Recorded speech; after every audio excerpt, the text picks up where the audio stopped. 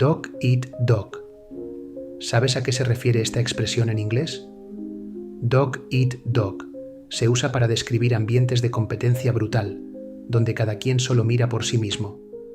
Por ejemplo, puedes escuchar: "In big cities, life can be dog eat dog", lo que significa: en las grandes ciudades, la vida puede ser una lucha sin cuartel.